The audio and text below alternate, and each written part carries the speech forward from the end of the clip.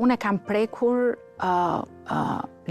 vdekjen kur kam qenë adoleshente, për herë të parë.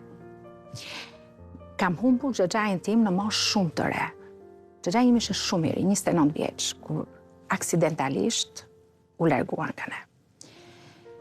Dhe unë e mbaj mend, dhe është hera e parë që flas për këtë, s'kam folur kur as në shtëpi për këtë moment, po është një moment që më vjen dhe më konfirmohet. Unë e mbaj mend momentin kur kjo ndodhi dhe ka qenë një segment kohe i caktuar me atë rast ku për mua, edhe adoleshente, bota e humbi kuptimin.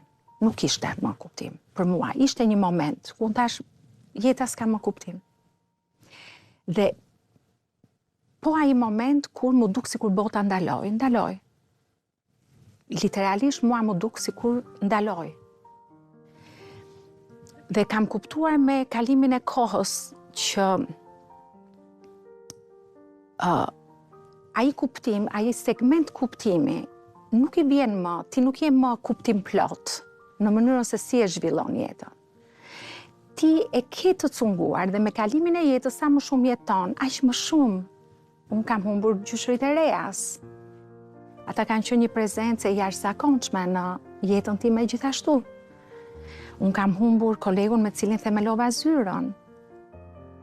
Para disa viteve. Ka humbur një pjesë e kuptimit për mua me largimin e tij. Dhe duhet ta gjej mënyrën si ta plotësoj këtë. Po nuk është e njëjta gjë. Kam humbur gjyshrit e mi.